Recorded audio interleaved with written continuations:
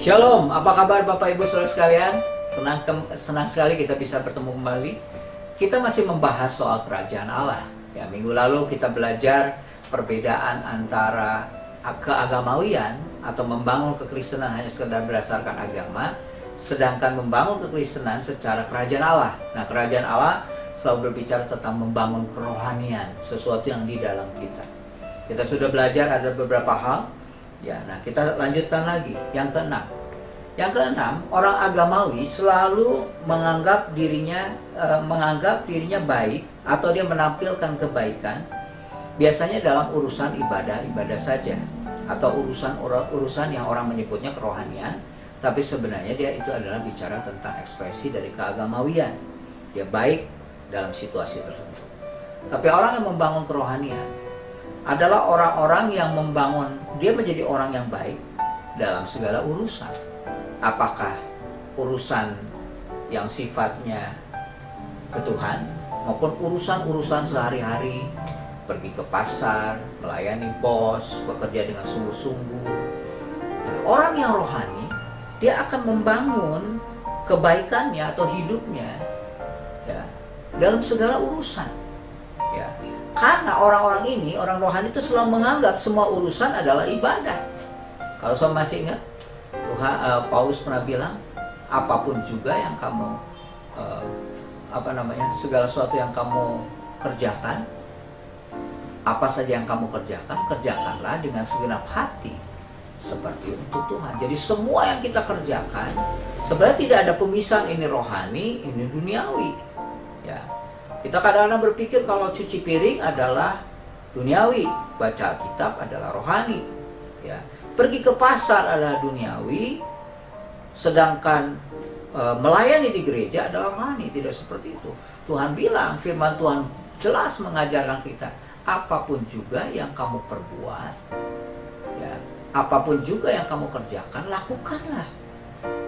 Ya, segala sesuatu yang kita lakukan, lakukanlah untuk Tuhan, bukan untuk manusia. Artinya, ketika kita melakukan hal-hal yang kita pikir duniawi, nah yang disebut duniawi adalah hal-hal yang menjauhkan kita dari Tuhan.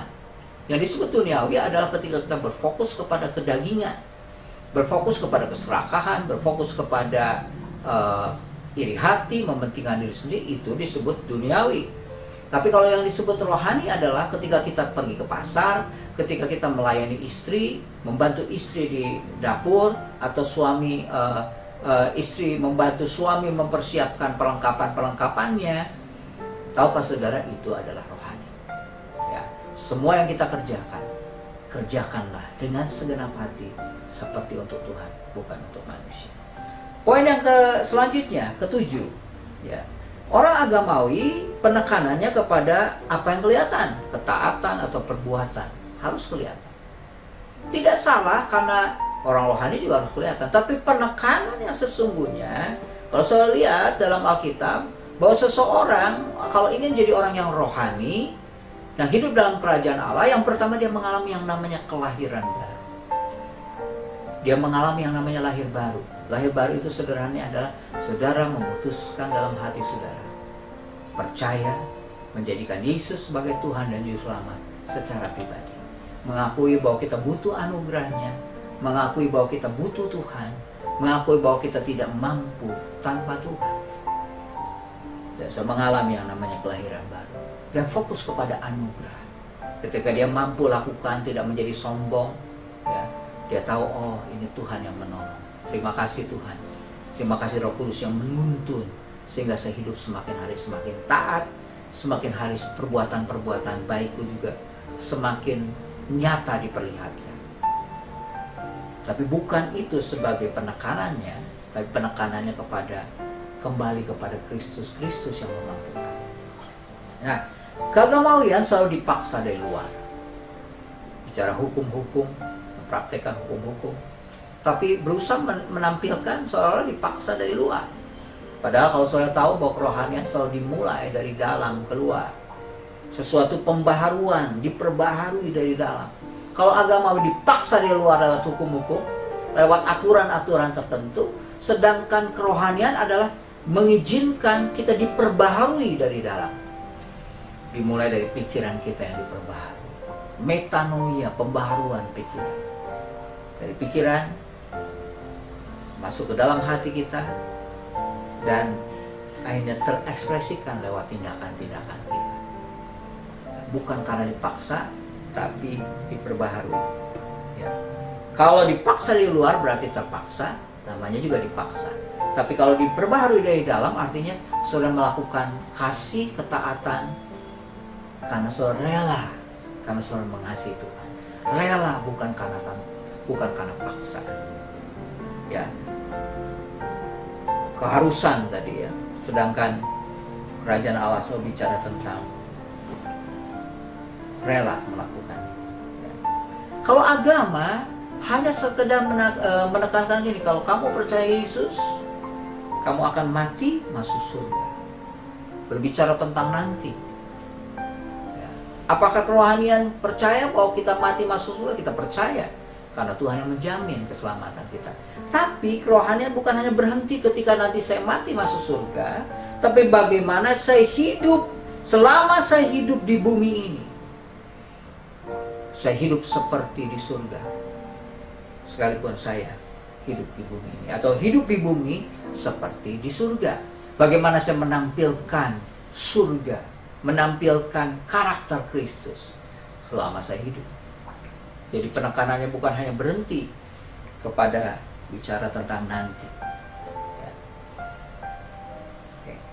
Yang terakhir, kalau kerohanian atau kalau keagamawian selalu berbicara tentang apa yang kita perbuat bagi Allah. Oh, saya harus lakukan ini untuk Allah. Lakukan ini untuk Allah. Salah tidak salah.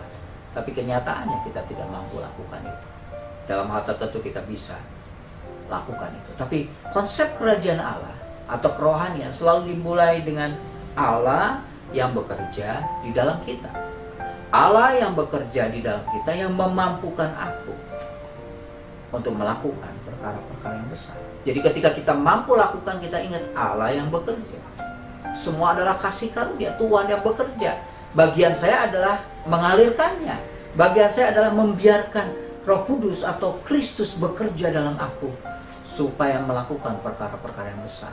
Tapi ketika saya mampu lakukan itu, saya ingat bukan saya, tapi Kristus yang bekerja di dalam aku. Tapi kalau keagamaan selalu bicara apa yang saya harus perbuat, saya harus ikut lakukan ini, perkara-perkara yang hebat, nyumbang sana, nyumbang sini. Tapi dalam satu waktu tertentu, ya, ketika saya mampu lakukan, saya bisa jadi sombong. Kenapa? Saya mau melakukan sesuatu buat Tuhan. Tapi kalau kerohanian, prinsipnya adalah bagaimana Dia yang bekerja di dalam aku. Ya. Yesus pernah berkata, di luar aku kamu tidak bisa berbuat apa-apa. Benar. Tanpa Kristus kita tidak bisa berbuat apa-apa. Tapi kalau kita mengizinkan Tuhan bekerja di dalam kita, kita pasti mampu berbuat apa-apa. Bahkan Yesus sendiri bilang, kalau kamu percaya kepadaku, kamu akan melakukan pekerjaan-pekerjaan yang lebih besar daripada apa yang aku kerjakan. Tuhan memberkati, mari kita berdoa. Terima kasih Tuhan. Ya Tuhan menolong kami, membukakan kami sekali lagi supaya kami membangun dalam kerohanian, kami membangun dalam kerajaan Allah. Kami tahu bahwa kami mampu melakukan perkara yang besar bukan karena aku melakukannya bagi Tuhan, tapi Tuhan yang bekerja di dalam aku. Dan kami belajar bahwa kalau kami mau melakukan hukum-hukum-Mu, tidak ada jalan lain, kami perlu mengalami kelahiran baru. Kami diubah dari orang berdosa menjadi orang benar saat kami menerima Yesus, menerima pengorbanan Kristus di kayu salib, dan kami percaya Yesus adalah Tuhan dan Juru Selamat kami. Dan kami tahu ketika kami sudah lahir baru, Tuhan memampukan kami untuk melakukan ketaatan-ketaatan, bahkan yang tidak mungkin kami lakukan. Kami tahu karena Tuhanlah yang mengerjakan di dalam kami. Terima kasih Tuhan, dalam nama Tuhan Yesus kami sudah berdoa. Haleluya. Amin. Tuhan memberkati.